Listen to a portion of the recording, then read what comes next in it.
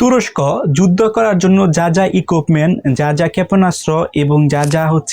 Equipment দরকার হয়, সব ইকুইপমেন্ট তারা প্রস্তুত রাখতেছে এবং তাদের যে সৈন্য আছে সেই সৈন্যদেরকে প্রিপেয়ার করতেছে এবং বিভিন্ন প্রকার কিন্তু ট্রেনিং অলরেডি প্রদান করতেছে, যাতে করে যদি কোনো দেশ তুরস্কের উপরে হামলা করে তারা যাতে মুহূর্তের মধ্যেই তার একটা জবাব দিতে পারে। ওমনভাবেই কিন্তু তাদের যে সৈন্য আছে এবং তাদের যে ইকুইপমেন্ট আছে যুদ্ধ করার, সেগুলোকে প্রস্তুত রাখতেছে। এখন প্রশ্ন হচ্ছে, কেন হঠাৎ করেই তুরস্ক এরকম একটা উদ্যোগ নিল? কারণ তুরস্ক সরকার ভাবতেছে রিসেন্টলি কোনো কান্ট্রি হয়তোবা তাদের উপরে আক্রমণ করবে এবং একটা যুদ্ধের কিন্তু ইঙ্গিত পাইছে তুরস্ক। এটার কারণেই তারা চাচ্ছে যে যুদ্ধটা লাগার পর তারা প্রিপেয়ার না হওয়ার জন্য যুদ্ধ লাগার আগেই তাদের যে অস্ত্রগুলো আছে এবং তাদের যে ক্ষেপণাস্ত্রগুলো আছে এবং তাদের সবকিছুকে প্রস্তুত রাখার জন্য কিন্তু পরীক্ষা নিরীক্ষা করতেছে এবং পরীক্ষামূলক কিন্তু অলরেডি কিন্তু তারা কার্যক্রমগুলো অলরেডি করতেছে এবং এই পরীক্ষামূলক যে কার্যক্রমগুলো করতেছে সেটা হচ্ছে একদম রিয়েল টাইম, অর্থাৎ যে ক্ষেপণাস্ত্রগুলো যেন তাদের আছে সেই ক্ষেপণাস্ত্রগুলো অলরেডি নিক্ষেপ করতেছে ফাঁকা মাঠে এবং তাদের যে ড্রোন আছে, অত্যাধুনিক শক্তিশালী যে ড্রোনগুলো আছে, সেই অত্যাধুনিক শক্তিশালী ড্রোনগুলো পরীক্ষা করতেছে এবং তাদের যে সৈন্যগুলো আছে, সৈন্যের যে ট্রেনিংগুলো ছিল সেই ট্রেনিংগুলোকে আবার তাদেরকে ট্রেনিং দেওয়ানো হচ্ছে এবং বিভিন্ন যে মহড়া যেটাকে বলি আমরা, সেই মহড়াগুলো কিন্তু চালাচ্ছে। সো এই যে নিউজটা বা এই বিজ্ঞপ্তিটা বা এই যে তাদের যে মহড়াগুলো করতেছে এবং তুরস্ক যেন এভাবে প্রিপেয়ার হচ্ছে, সেগুলা কিন্তু সামাজিক যোগাযোগ মাধ্যম এবং বিভিন্ন যে গণমাধ্যমে উঠে আসার পর থেকে কিন্তু আলোড়ন তৈরি হয়ে গেছে। কারণ হঠাৎ করে কেন তুরস্ক এরকম একটা উদ্যোগ নিতেছে এবং তাদের সৈন্যদেরকে এভাবে কঠিনভাবে ট্রেনিং দিচ্ছে এবং এটার যে আনুষ্ঠানিকতা যে একটা বক্তব্য সরকার থেকে, অর্থাৎ তুরস্ক সরকার প্রধান কিন্তু আনুষ্ঠানিকভাবে একটা বিবৃতি দিছে। সেই বিবৃতিতে বলা হয়েছে যে এটা জাস্ট আমরা যে মহড়াগুলো করতেছে এবং তাদের ক্ষেপণাস্ত্রগুলো যে পরীক্ষা করতেছে, তাদের সৈন্যদের জনকে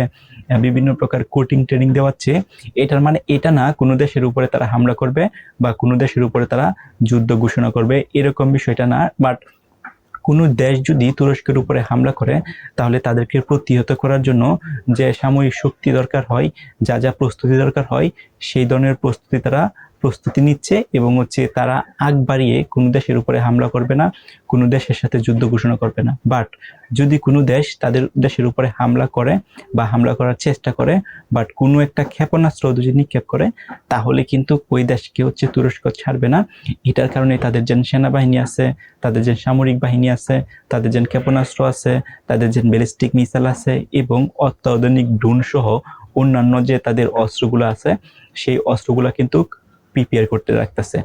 এবং শুধুমাত্র তাই নাই, তাদের যে অস্ত্রর ভান্ডার আছে বা স্টকে যে পরিমাণ অস্ত্র আছে, সেই পরিমাণ অস্ত্র দিয়ে কিন্তু যে কোনো দেশের সাথে তারা অনায়াসে 2-3 মাস যুদ্ধ কন্টিনিউ করতে পারবে, এমনটাই কিন্তু তারা জানিয়েছে। এবং তারা কিন্তু এটার উপরে নির্ভরশীল হয়ে রয়েছে না এবং তারা বিভিন্ন দেশ থেকে বিভিন্ন অত্যাধুনিক যে ক্ষেপণাস্ত্রগুলো আছে সেগুলোকে ইম্পোর্ট করে নিয়ে আসতেছে। ইভেন এরকমও শোনা যাচ্ছে তাদের দেশের মধ্যে ক্ষেপণাস্ত্র তৈরি করার কারখানাও আছে এবং তারা অলরেডি ক্ষেপণাস্ত্র তৈরি করতেছে। অর্থাৎ বিশ্বের সাথে তাল মিলিয়ে কোনো দেশের সাথে যুদ্ধ করার জন্য এবং যুদ্ধের ময়দানে যাতে স্ট্রংলি এবং ভালোভাবে পারফরমেন্স করার জন্য তাদের যা যা ইকুইপমেন্ট দরকার, যা যা সুযোগ সুবিধা দরকার, সবকিছু সুযোগ সুবিধা সৈন্যদেরকে প্রোভাইড করবে তুরস্ক সরকার। তো তুরস্ক কিন্তু একটা